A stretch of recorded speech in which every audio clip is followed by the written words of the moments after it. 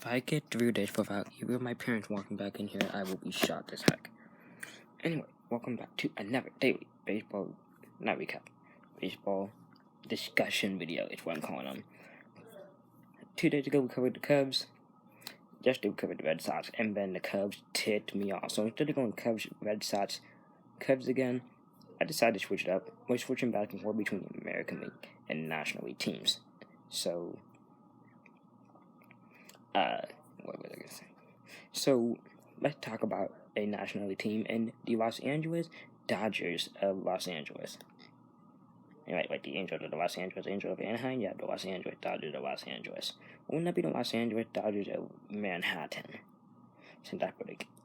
Anyway, the Dodgers, are they in trouble of losing the NL West? What, they won it 7 years in a row? I think so, yes, 7 years in a row. They just won the World Series in 2020, but are they in trouble with the Padres making all sorts of moves left, right, and center? So we're going to discuss it. I wrote up a depth chart, I guess, of a 26-man roster for both teams, the Padres and the Dodgers, and we're going to be comparing them, and it's a lot closer than I thought it would be, so we're going to discuss all of it. So we're starting at the catcher position. For the Dodgers, we have Will Smith, and the Padres, we have Aaron Nola. Now, I don't think Victor Caratini is going to be the starter. I think Aaron Nola is going to remain the starter since they traded Francisco Mejia, and also Victor Caratini is Yu Darvish specific catcher, so he's going to be on the bench and only start or DH or pinch hit whenever Darvish is pitching that day. So anyway, just clear we go to Will Smith. Will Smith, although we did drop the ball in game 5 of the World Series. 4? Yeah, game 4 of the World Series, he clearly dropped the ball. Or maybe one of those games. And Randy Arozarena walked off, I think Brett Phillips, but he hit that huge 3-run home run in the NLCS. Also a huge up-and-coming catcher. He's going to be really, really good, so he overtakes Aaron Nola. Next, first base, Max Muncy versus Eric Hosmer. This is not Eric Hosmer 2015. Let's quickly go to Max Muncy. Unlimited power. Great. I'm mad that he beat Javier Baez in the home run derby in 2018, but he is so good. Next, we got Gavin Lux at the Dodgers and Ho-Si Kim. I think I actually pronounced that correctly. And Ho-Si Kim, the Padres get their 3 points. Now, Ho-Si Kim was in Japan, or the KBO, whatever. Had like 30 home runs and maybe 100 something RBI, just ridiculous in 2020. Gavin Lutz, we've seen a very small sample size. I'm still a prospect, so it could be hyped up. He actually got sent down a couple of times, but what we've seen, Ho-Si Kim in Japan is a better player than Gavin Lutz. So, I'm just going off of the experience, so the Padres get their 3rd point. Gavin Lutz maybe down the line could turn to a better player, but right now what we've seen, Ho-Si Kim. Now we have the World Series MVP Corey Seager versus Fernando Tatis Jr. And this is going to Mr. Tatis. Now, I know Seager won that World Series with a 10-something OPS, all those home runs, but Tatis is unstoppable. He's only 21, and he is just destroying it in San Diego. Slam Diego, more like it, but I'm not going this off of entire careers. But if you want to take that into account, Tatis has gotten better defensively, and Seager has some injury concerns from time to time. Sometimes from time to time. Did I just say yes? So, Tatis is more stable and reliable, and honestly just more exciting. So the Padres get this point. 3rd base, Edwin Rios, who I'm becoming a quick fan of. World Series, very good. Against Manny Machado, 2nd in the MVP too. We'll get to him down the line. But Manny Machado, it's Manny freaking Machado. Yes, he takes Edwin Rios down easily, and so the Padres gets another point. To left field, I have AJ Pollock starting there and Will Myers. Now, Will Myers wins this one. Both of them are decent little players. Pollock has gotten hurt some more when he was in Arizona. Will Myers came from the Rays. And, he's a good player. Both of them aren't the best left fielders. I don't even know if they play left field because they listed Will Myers as a first baseman, just like Cody Bellinger, who is not a left fielder. But Will Myers get the point. Speaking of which, Cody Bellinger is a center fielder going against Tommy Pham. Now, Tommy Pham is a darn good player. I used to listen to him in St. Louis, but it's Cody Bellinger. He has an MVP. He's unmatched. 47 home runs last year. Unstoppable. Cody Bellinger is just wreaks havoc. And Tommy Pham is good, but not Cody Bellinger good. I mean, someone that can give you 40-plus home runs and Gold Glove defense. Mike Trout can't even do that. I mean, he hasn't won a Gold Glove yet, but Bellinger is quickly cementing himself as a darn good top 5 player. I think he already has, but I just don't like him because I don't like the Dodgers as a whole. I'm taking biasness out of this, okay? Next, right field, Mookie Betts versus Trent Grisham. Now, Trent Grisham won a Gold Glove. He was a pretty good trade piece for the Dodgers last year, but it's Mookie Betts. Former MVP, 2-time World Series champion. Mookie Betts is just unreal. Just cut it out. Mookie Betts, the second best player in baseball. He's very good. So the Dodgers get another point. Not to the starting pitching side. Clayton Kershaw versus Yu Darvish, who was traded last night. Hi, Mom. Hi. What you doing?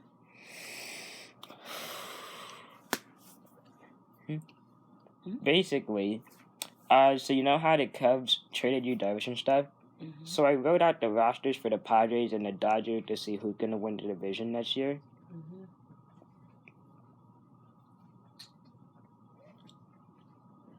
So which one do you think is going to be better? Which one? Yes. I mean, who's gonna have the better roster? Since they're in the same division, and with the Padres making improvement, people are saying that the Padres are going to be the better team because the Dodgers won the NL West for 7 years straight. Right. So people are saying that might come to an end this next year, technically. Mm-mm.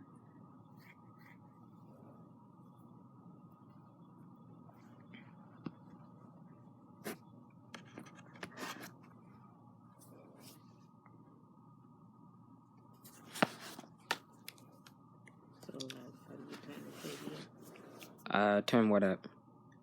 Turn it up. Okay. You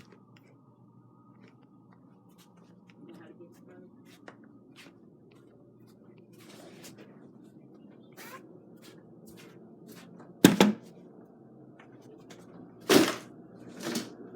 You in here?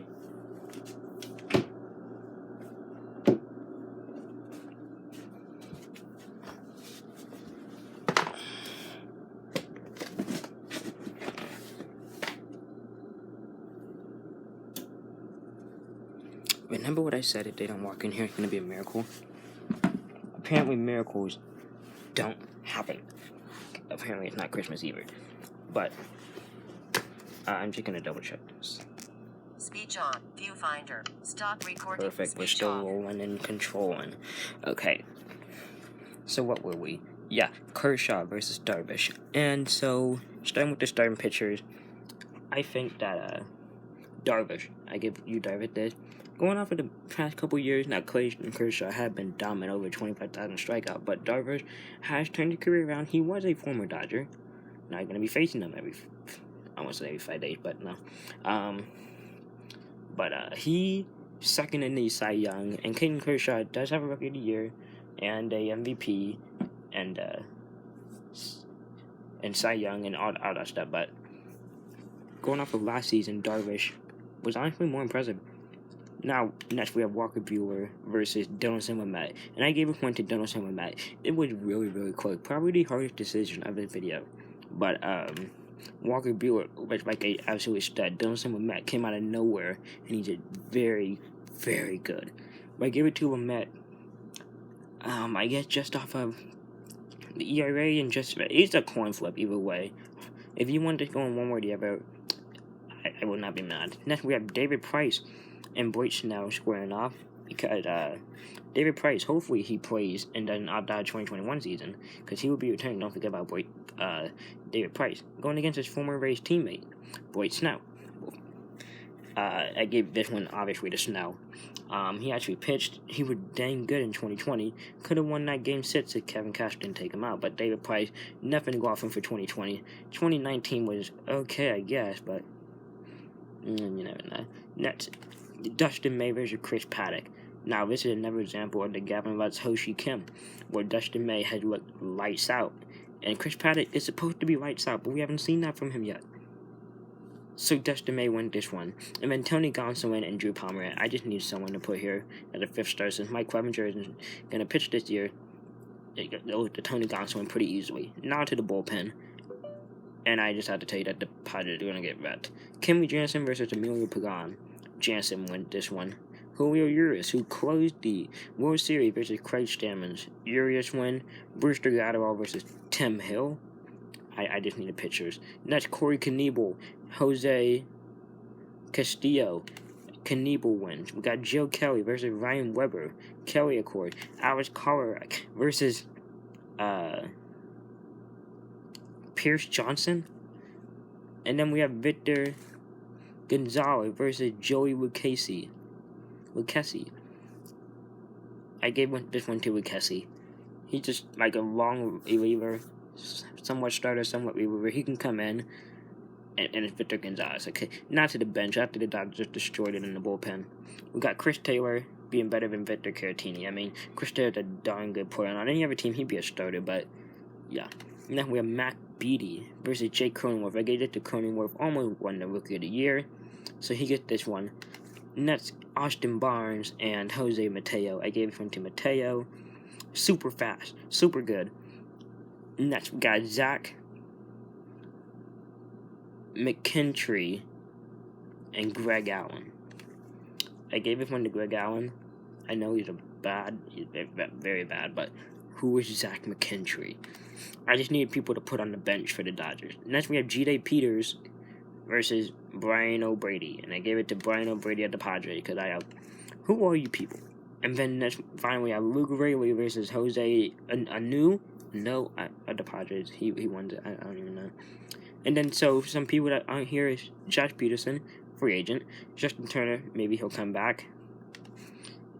Tommy Kahnle, they did sign, but he has gonna have Tommy John, so he's not gonna be in the bullpen. And then Jimmy Nelson and Brandon Morrow, both minor league contracts that can come up.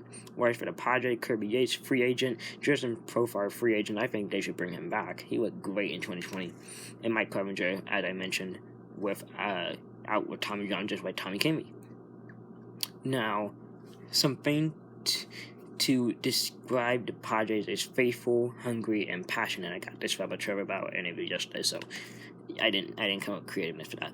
But for the Dodgers, I got chokers, winners, and rich. I guess 3 words that would describe them, and I'll circle back to that in a minute. So when you go through all of that, it ends up being tied 13-13. Because there are 26 spots. The Dodgers won 26. No, the Dodgers won 13. And the Padres won 13. I gave the win to the Padres. The Padres are going to win the division. The Los Angeles Dodgers are officially in trouble. Their reign is over. And here's why.